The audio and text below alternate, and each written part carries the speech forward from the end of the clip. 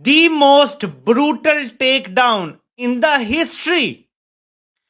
यूक्रेनी सदर के साथ जो अमेरिका के सदर और नायब सदर ने कर दिया है, पहली मर्तबा इस तरह की चीजें देखी गई और जो वीडियो सामने आई है वो बड़ी हौलनाक है। तो सोशल मीडिया जिसने ब्रेक कर दिया वो है डोनाल्ड ट्रंप और प्रेसिडेंट ज़ेलेंस्की और जेडी वैंस की जो कन्वर्सेशन हुई है ओवल ऑफिस के अंदर। We gave you through this stupid president $350 billion. We gave you military equipment, and you men are brave, but they had to use our military. If you didn't have our military equipment, if you didn't have our military equipment, this war would have been over in 2 weeks. In 3 days, I heard it from Putin. In 3 days. आपके ये तो America का problem है ना, जिसको Donald Trump ने कहा है कि he is a stupid president, जिसने तुम्हें $350 अरब दे दिया। मैं तो कहता हूँ ज़ेलेंस्की को अपना केस ही लड़ना नहीं आ रहा। उसकी जिंदगी को खतरा है। ये मैं आपको आज बता रहा हूं, मार्क माय वर्ड्स।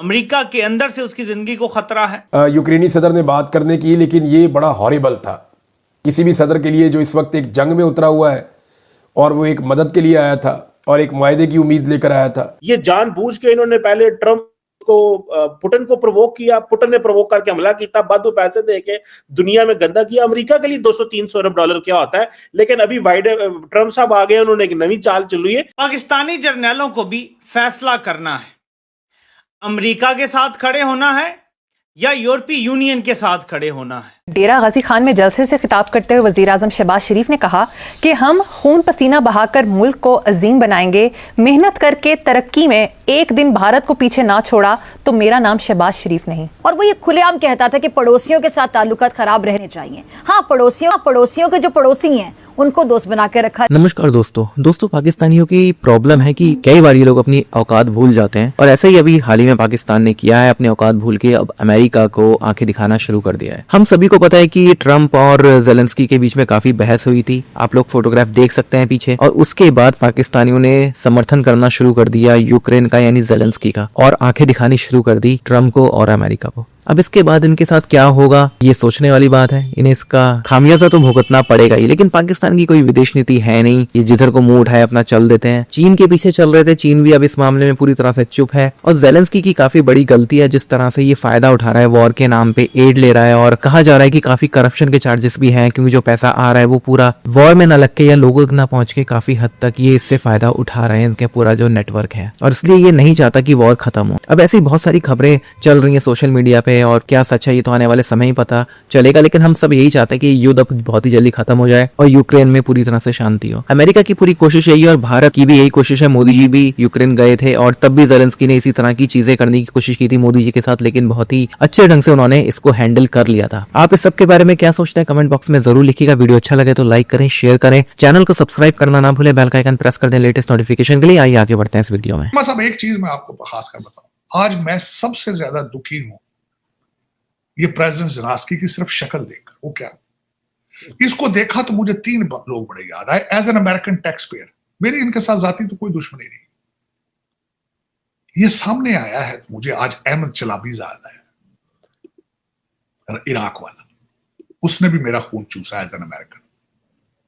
उसके बाद दूसरा बंदा मुझे जो याद आया वो हामिद कारज़ाई याद आया, उसके हाथों पे भी मेरा खून है टैक्स पेयर्स का, वो भी लुट के ले गए।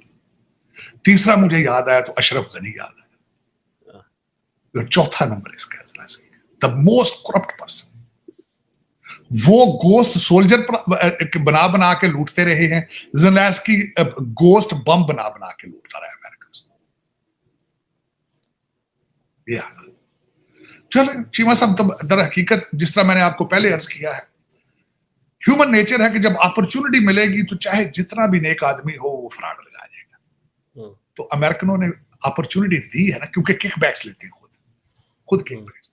डोनाल्ड ट्रंप साहब उसके पीछे अब जा रहे हैं, किकबैक्स के पीछे भी। जो इस वक्त जो हमारे काश पटेल साहब हैं, उनका स्टाइल क्या है, वो कहते हैं मैं I follow the money trails. उससे पता चल जाता है मनी कहां गई, किस किसने इसमें बहती गंगा में किस किसने हाथ धोए हैं। तो काश Patel is following the money way the money is going, और उसके अंदर हंटर बाइडन, ओबामा, हेटी के अंदर जो क्लिंटन फाउंडेशन ने वारदात डाली थी, ये सारी चीजें निकलेंगी सामने कौम के, सारी। मैं समझता हूं बहुत बड़ी बात है चीमा साहब। लेकिन डोनाल्ड ट्रंप साहब जो भी कर रहे हैं उसके पीछे नजर आ रहा है कि नेशनलिज्म, अमेरिका फर्स्ट। आज उनसे क्वेश्चन किया गया कि आप पुतिन के साथ अलाइंड हैं, उन्होंने कहा नहीं, I am aligned with America, I am aligned with the world, I am aligned for piece. Trump ने आज अपनी ताकत दिखा दी है कि मैं तुम्हारे सदर को भी बुला के यहां जलील कर सकता हूं और वो मेरे आगे ची ची तो कर सकता है, बोल नहीं सकता। आज दुनिया का मंजरनामा हमेशा हमेशा के लिए बदल गया है, लेकिन जहां ट्रंप में 1000 खामियां हैं, जहां ट्रंप एक स्योनी लॉबी के जेर असर कहूं या मजबूर कहूं उनका वो है, वहीं ट्रंप ने वो कर दिया है जो पिछले 200 साल में अमेरिका ने कभी नहीं किया, और वो है राइट साइड ऑफ हिस्ट्री खड़ा होना और सच के साथ खड़ा होना। सच ये है कि जो यूक्रेन की जंग शुरू हुई थी वो यूरोपीय यूनियन, बर्तानिया और अमेरिका की मस्ती से शुरू हुई थी। पुतिन सिर्फ अपना दिफा कर रहा है। ट्रंप 200 साल में पहला अमेरिकी सदर है जो ये सच बोलने की जुर्रत कर रहा है। उसकी जिंदगी को खतरा है, ये मैं आपको आज बता रहा हूं, मार्क माय वर्ड्स। अमेरिका के अंदर से उसकी जिंदगी को खतरा है। ट्रंप को ब्रूटली मीडिया और वहां की जो गवर्नमेंट रजीम, एक मशीनरी है पूरी, वो अब ट्रीट करेगी। इस्टेब्लिशमेंट टूथ एंड नेल लड़ेगी इसके साथ जो इसने आज कर दिया है। ज़ेलेंस्की अमेरिकी इस्टेब्लिशमेंट का बहुत बड़ा और बहुत पक्का मोरा है। यह जंग शुरू करवा के शाम को भी फतह किया गया है, जहां रूस ने पिछली बार जब फतह करने की कोशिश की गई थी इंटरवीन करके और बशर अल-असद को बचा लिया था। वो जैसा भी था वो उनका अपना मसला है, लेकिन अब जो कब्जा हो गया है वो बराह रास्त अमेरिका और इसराइल और यूरोप का हो गया है। ये है सूरत हाल मौजूदा। पहली मरतबा इस तरह की चीज़ें देखी गई और जो वीडियो सामने आई है वो बड़ी हौलनाक है। ट्रंप और यूक्रेनी सदर की मुलाकात यानी झगड़े जैसी सूरत हाल इख्तियार कर गई और यूक्रेन के सदर जो व्लादिमीर ज़ेलेंस्की हैं उन्होंने वाइट हाउस में अमेरिकी सदर ट्रंप से मुलाकात की और इस मुलाकात पर मीडिया नुमाइंदों के सामने यूक्रेनी सदर की अमेरिकी सदर और नायब सदर से तकरार होती रही, जिसकी वीडियो कैमरों में महफूज हो गई। अमेरिकी सदर ट्रंप ने कहा कि आपका मुल्क जंग नहीं जीत रहा, आप हमारी वजह से इस जंग में सही सलामत निकल सकते हैं। अगर आपकी फ़ौज के पास हमारा दिया हुआ अस्करी साजो सामान ना होता तो ये जंग 2 हफ्तों में ही ख़त्म हो जाती। और जब यूक्रेनी सदर बात करना चाहते थे तो अमेरिकी सदर ने उनको बात करने से बार बार रोका, बल्कि ये भी कहा कि आप बहुत ज़्यादा बोलते हैं, क्योंकि यूक्रेनी सदर ने एक मौके पे कहा कि हमारे 30,000 बच्चे हैं, बंदे हैं वहाँ पे, वो अगवा करके ले गए रशियन। तो इस पे डोनाल्ड ट्रंप ने उन्हें बोलने से रोक दिया और कहा कि आप बहुत ज़्यादा बोलते हैं, आपको हमारा शुक्रगुजार होना चाहिए। ट्रंप ने कहा आपके पास ऑप्शंस नहीं है, आपके लोग मर रहे हैं, आपको फ़ौजियों की कमी का सामना है, साजो सामान की कमी का सामना है। तो ये सारा कुछ मीडिया की मौजूदगी में हो रहा था।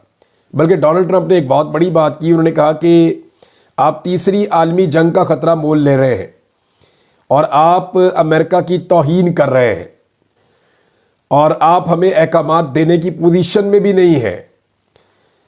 आपके अल्फाज इंतहाई गैर मुनासिब हैं। ट्रंप ने ज़ेलेंस्की से सवाल किया कि क्या आपने एक बार भी अमेरिका का शुक्रिया अदा किया है, और साथ में ये भी कहा कि अमेरिका किसी किस्म की सिक्योरिटी की गारंटी नहीं देगा यूक्रेन को, ये यूरोप की जिम्मेदारी बनती है, यूरोप से बात करें आप इस बारे में।